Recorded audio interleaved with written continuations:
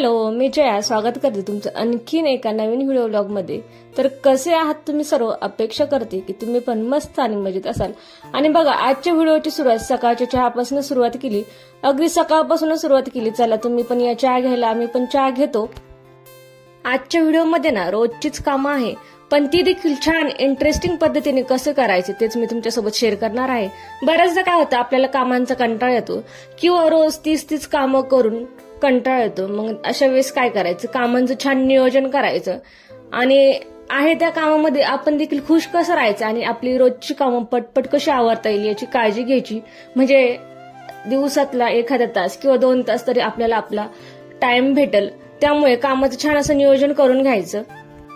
कामाचं जर नियोजन असेल ना, कामाला कधीच कंटाळा येणार नाही आणि जी कामं आहेत ना सकाळीच पटपट होऊन जातील अशा पद्धतीने करायची। तर आता बघा, मी जेवण बनवायच्या तयारीला तर लागले, पण खरं माझं बाहेर वॉशिंग मशीन पण चालू आहे। म्हणजे एकाच वेळेला माझी 2 कामं चालू आहेत।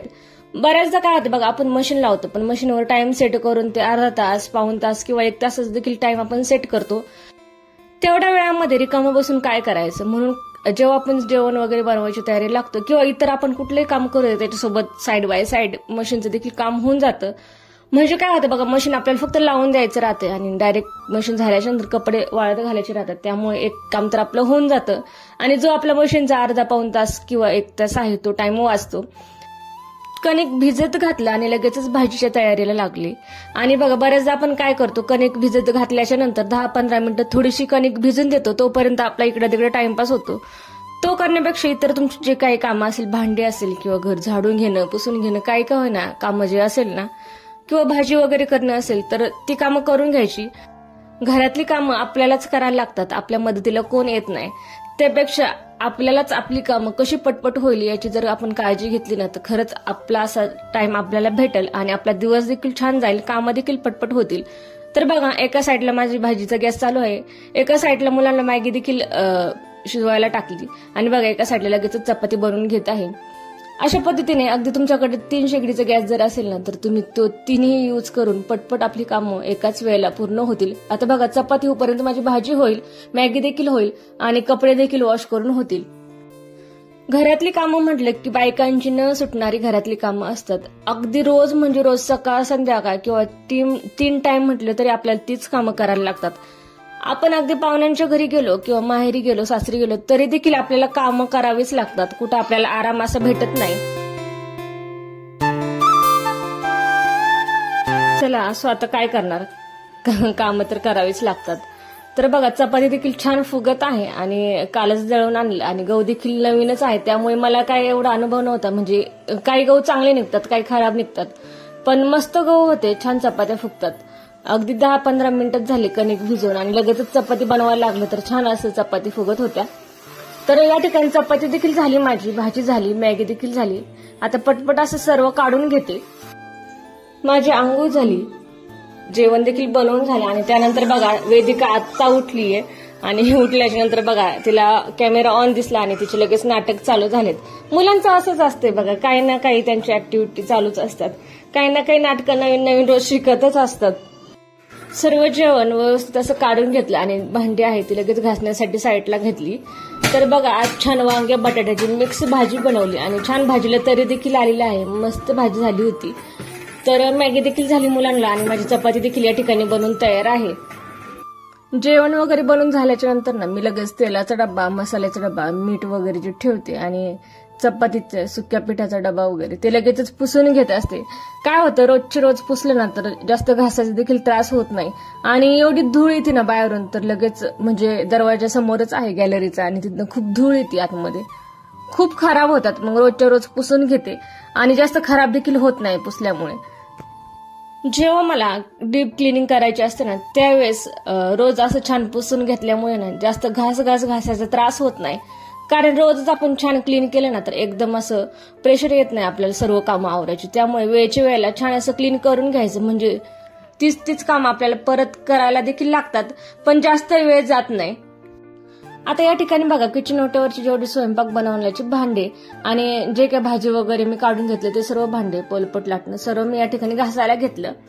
आणि रात्रीची भांडी देखील मी लावले नव्हते म्हणून खूप भांडे आहेत आणि आता एवढा टाइम देखील नाही. परत मला म्हणजे गुरुवार आहे मार्गशीर्ष महिन्याचे, तर मी गुरुवारच्या म्हणजे आता हा बुधवारी व्हिडिओ मी शूट केला होता आणि मला बरीच कामं आहे. खिडक्या वगैरे पुसून घ्यायच्या आहेत, दरवाजे पुसायचे, घरं पुसायची, अशी बरीचशी कामं आहेत जी माझी पेंडिंग आहे आणि ती मला बुधवारीच करून घ्यायची, कारण गुरुवारी घरं पुसू नये असं म्हणतात. त्यामुळे जी काही कामं आहे ती मला बुधवारीच करायची होती आणि पटपट माझं आवरायचं काम चालू होतं. कारण मुलांचं कसं असते, एखादा तास 2 तास खेळतात आणि परत रडायला सुरुवात करतात. मग ते जोपर्यंत शांत आहे तोपर्यंत मला सर्व कामं आवरून घ्यायची होती. त्यामुळे भांडे लावायचं काम मी साईडलाच ठेवलं आणि जेवढी जेवण बनवल्याची भांडी होती सर्व अशी व्यवस्थित अशी घासून घेतली. आणि बघा अगदी छान किचन ओटा मी क्लीन करून घेतला, गॅस वगैरे सर्व पुसून घेतलं.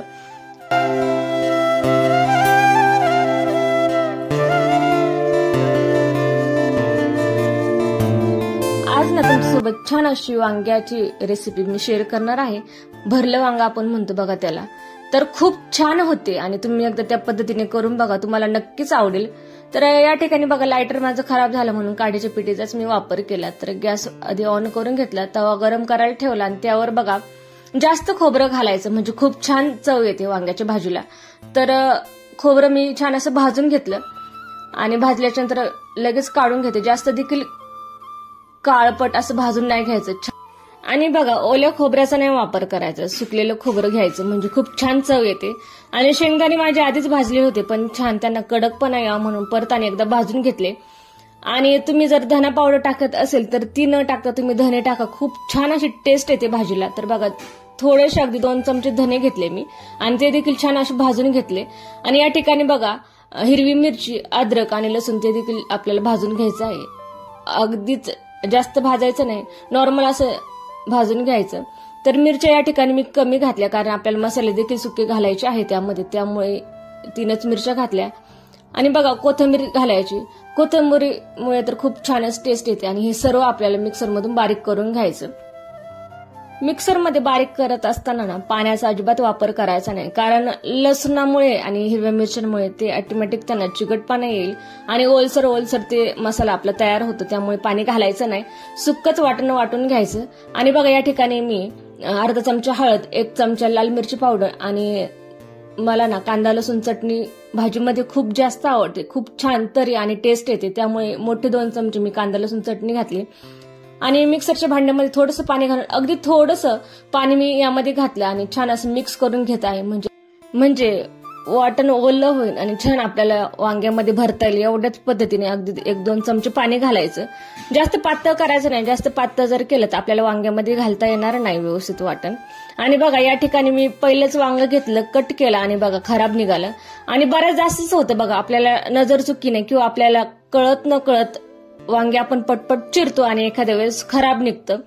त्यामुळे जेव्हा कधी आपण वांग्याची भाजी बनवू बघून घ्यायचं, कारण खूप वांगी खराब निघतात, अजिबात वांगे चांगले निघत नाही. तर बघा या ठिकाणी छान फ्रेश वांगे होते, कालच बाजार झाला म्हणून पटकन आज वांग्याची भाजी करून घेतली. आणि काय होतं बघा, जेव्हा आपण फ्रेश भाजीपाला आणतो ना आणि त्याच लगेच करून खातो ना तर खूप छान भाजीची टेस्ट लागते. आणि या ठिकाणी मी एक टिप देखील देते तुम्हाला. बघा वांगी कट केल्याच्या नंतर काळी होतात बघा लगेच चिरल्याच्या नंतर, तर काळी होऊ नये म्हणून काय करायचं, वांगी कट केल्यावर मीठ घालायचं आणि छान त्यामध्ये पाणी ओतून भिजत ठेवायचे, म्हणजे वांगी आपली काळी पडत नाही. तर बघा छान वांगी मी सर्व कट करून घेतली आणि छान बघा अशा पद्धतीने वांग्याची 4 फोडी करून असं कट करून घ्यायचं आणि वांग्यामध्ये अशा पद्धतीने छान असा मसाला भरून घ्यायचा. आणि मसाला भरल्याच्या नंतर वांगीची जे फोडी आहेत ना छान आपल्या हाताच्या साह्याने दाबून घ्यायचं. अगदी ना मी सांगितल्याप्रमाणे सर्व गोष्टी बारीक बारीक तुम्ही जर फॉलो केल्या तर तुमची भाजी देखील अशी छान चविष्ट होईल. आणि माझ्या घरात बघा 2 लहान मुलं आहेत, त्यांना देखील खूप आवडली. तुमच्या घरात देखील लहान मुलं असेल तर त्यांना देखील ही वांग्याची भाजी आवडेल. फक्त तुम्ही तिखट कमी जास्त तुमच्या आवडीप्रमाणे टाकू शकतात. तर मी म्हणून जास्त काय तिखट बनवलं नाही, अगदी 1 चमचा लाल मिरची पावडर आणि हिरव्या 3 मिरच्या घातल्या, त्यामुळे जास्त काय तिखट झालेलं नव्हतं. दोघांनी खूप आवडीने खाल्लं. तर बघा 2 चमचे मी तेल या ठिकाणी गरम होण्यासाठी ठेवलं आणि अगदी एक बारीक चिरलेला कांदा घातला आणि कांद्यावरच थोडं चवीनुसार मीठ घातलं. मसाल्यामध्ये घातलं नाही कारण मसाल्यांना ऑलरेडी म्हणजे कांदा लसूण चटणी असते त्यामध्ये मीठच असतं, त्यामुळे मी मसाल्यामध्ये मीठ घातलं नाही. तर आता कांदा फ्राय करताना बघा काय कर, जास्त लाल देखील होऊन द्यायचा नाही आणि जास्त कच्चा देखील ठेवायचा नाही. अगदी मिडियम असा कांदा परतून घ्यायचा आणि त्यामध्ये वांग्याचा मसाला भरलेले सर्व वांगे घालून घ्यायचे. छान 2-3 मिनिटं मिक्स करून घ्यायचं आणि त्यानंतर बघा आपला शिल्लक राहिलेला मसाला म्हणजे वाटण घालून घ्यायचं. परत वाटण घातल्याच्या नंतर छान असं 1-2 मिनिटं परतून घ्यायचं आणि परतल्यानंतर बघा मिक्सरच्या भांड्यामध्ये आपण जे वाटण बारीक केलं होतं त्याच भांड्यामध्ये अगदी तेवढं भांडं भरून मी पाणी घेतलं आणि तेवढंच पाणी घातलं, म्हणजे अर्धा ग्लास तर पाणी असेल, अर्धा ग्लास पाणी घालायचं. आता तुम्हाला जर जास्त रस्सा पाहिजे असेल तर तुम्ही जास्त पाणी घाला किंवा तुम्हाला छान ग्रेव्ही घट्ट पाहिजे असेल तर कमी पाणी घाला. तर या ठिकाणी मी अर्धा ग्लास पाणी घातलं तर बघा खूप छान अशी घट्ट ग्रेव्ही तयार झाली होती आणि अर्धा ग्लास पाणी घालून छान असं शिजून दिलं. आणि वांगे शिजत असताना ना गॅस आपला कमी ठेवायचा, कमी गॅसवर वांगी छान शिजून घ्यायची आणि ज्यावेळेस वांगी शिजतात ना त्यावेळेस सारखं सारखं झाकण देखील उघडून बघायचं नाही. तर बघा वांगे शिजूपर्यंत कमी गॅसवर वांगे मी शिजून दिलेत, तेवढ्या वेळात मी चपात्या देखील करून घेतल्या आणि चपात्या होऊपर्यंत वांग्याची भाजी माझी तयार झाली होती. झाकण जेव्हा मी उघडलं तेव्हा वांगे शिजलेले होते आणि वांगे शिजल्याच्या नंतर वरतून छान अशी कोथिंबीर घालायची, खूप छान अशी चव येते. आणि कोथिंबीर घातल्याच्या नंतर पुन्हा छान अशी भाजी मिक्स करून घ्यायची. तर बघा भाजीला खूप छान अशी तरी आलेली होती आणि तुम्ही पाणी बघा कढईच्या साईडला तुम्हाला दिसत देखील असेल. खूप छान भाजी आटली देखील, म्हणजे छान ग्रेव्ही अशी भाजीची तयार झाली. तर वांग्याची भाजी या ठिकाणी तयार आहे. अशा पद्धतीने तुम्ही भाजी करून बघा, तुम्हाला देखील नक्कीच आवडेल. तर असा होता आजचा व्हिडिओ आणि रेसिपी देखील खूप छान होती. तुम्ही एकदा ट्राय करून बघा आणि मला कमेंटमध्ये सांगा तुम्ही जेव्हा ट्राय करतील तेव्हा, आणि कशी झाली ते देखील मला कमेंटमध्ये सांगा. तर कसा वाटला तुम्हाला आजचा व्हिडिओ मला कमेंट करून सांगा. आजचा व्हिडिओ आवडल्यास व्हिडिओला एक लाईक करा. आपण भेटूया अशा छान इंटरेस्टिंग व्हिडिओमध्ये. तोपर्यंत सर्वांना बाय बाय.